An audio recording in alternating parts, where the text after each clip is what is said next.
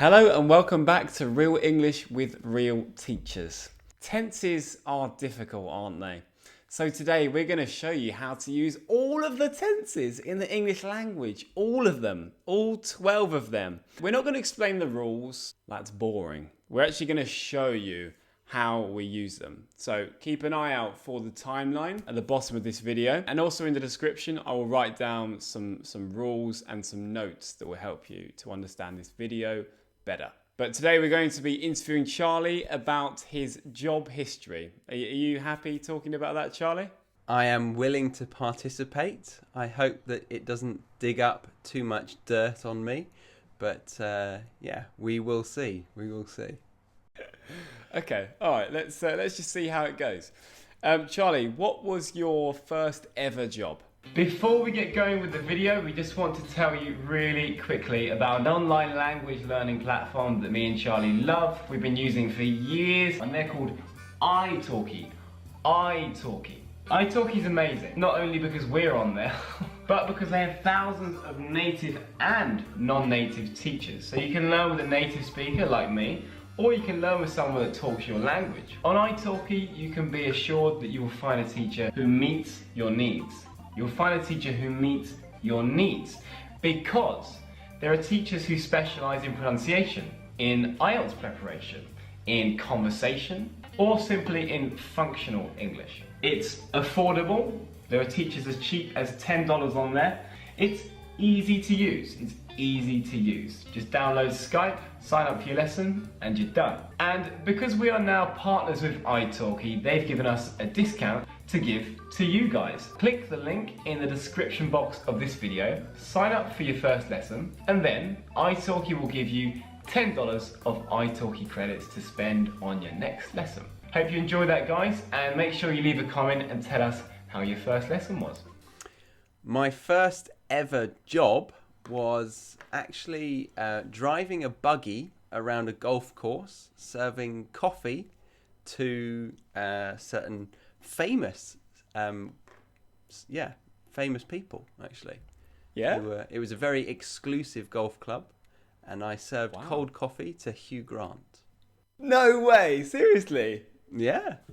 My first ever experience meeting Hugh Grant wasn't too pleasant because obviously he got the cold coffee, so he was most displeased, and he sent me on my way to the kitchen to heat his brew up. Yeah. He gave me a stern talking to, actually. He said, "This is not on. This is not on. This is not acceptable."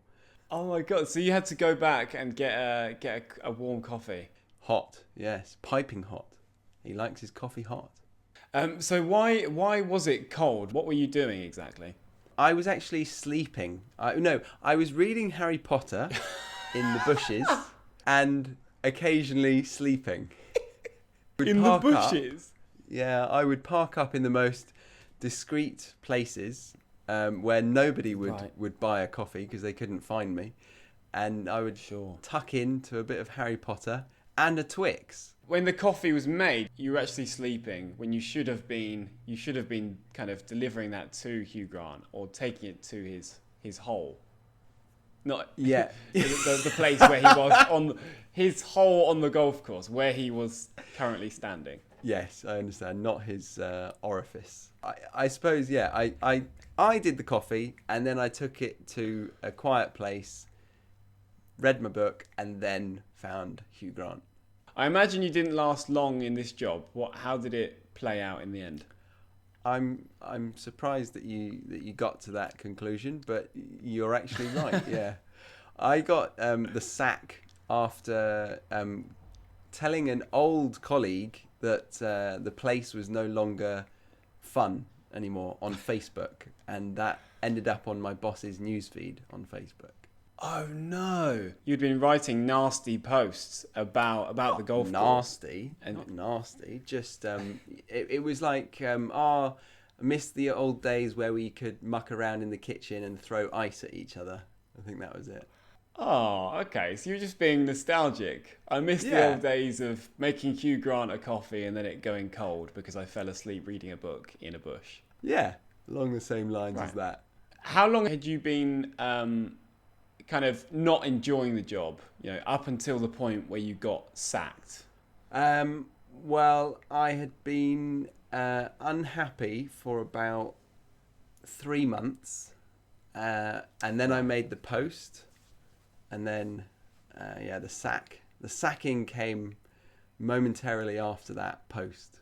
So yeah, I'd been unhappy for about 3 months leading up to the retirement of the drinks buggy refreshments guy. Right, yeah. That was your title then? Drinks buggy refreshment guy. I've always wanted a job title with guy in it, just at the end. Guy. Yeah, it's a bit sexist, isn't it? It is a bit. Interesting job. It's amazing the things I'm still learning about you. I had no idea you'd had that job. Have you ever applied for any strange jobs? I feel like you know the answer to this, and that's why you asked it. Is that right? Well, not necessarily. Just asking, mate. I'm trying to practice tenses and learn more about my good friend Charlie. So, have you ever applied for any weird jobs? I have applied for some weird jobs. Yes, I have. What would you say is the weirdest job that you've ever applied for? Okay, well, I've applied and actually succeeded in obtaining a food tasting job. What? You? Yes. Where? What, for whom? It was at the Leatherhead Food Research Centre, and I used to go in every Tuesday, and I would be tested every hour. They would take a sample of my blood. They would inject me quite a lot. And then I would also eat a ton of pasta, and then they would give me a survey of how satisfied, how hungry, and how the texture of the pasta was, and how fat I was. Yes. Were you the right person for the job? Do you have good taste buds? I'd like to say yes. I'm an excellent candidate. But in fact, It was anyone that didn't have any major allergies or was of the certain age bracket, and I ticked those boxes. Okay, so you've been a teacher now for quite a while, right? Have you been a teacher for 5 years? I have been a teacher for 5 years. Yeah. No, in fact, coming up to my 6th year. Yeah, I've been a teacher for 6 years now. So you're doing well. You're quite a successful online teacher. You're not in much debt. You're doing well. Do you miss any of your previous jobs, or do you feel like you're missing out when you look at other people doing their jobs? Interesting. 2 uses of miss there. Yeah, it's pretty good. Yeah, very good. No, you are a good teacher. and I suppose your debt isn't terrible either. No, not terrible, no. Of course I have debt, but it's not that bad. Can you repeat the question, please? Do you feel like you're missing out when you look at other people's professions? Do you ever feel like you're missing out on anything? Occasionally, I feel like I'm missing out on having a team experience in an office. You've got me, haven't you? I've got you. Yeah, our Christmas parties are wild. They are, two people at the table, minimum, and maximum.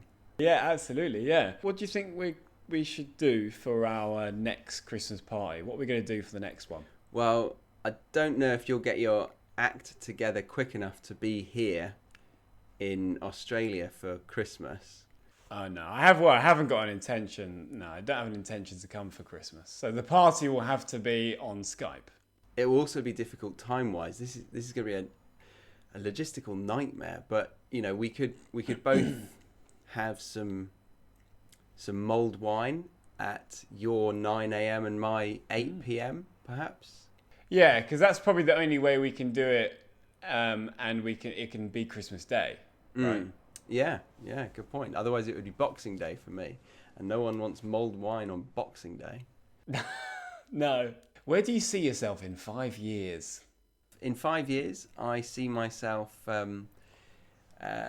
probably back in the UK, maybe doing a couple of courses a year with you, a hugely successful podcast under our belts. What do you think we will be spending most time doing together in a year? Because by that point, we will have been, doing our podcast for a while, right? Yeah. In a year, we will have been recording podcasts for a year.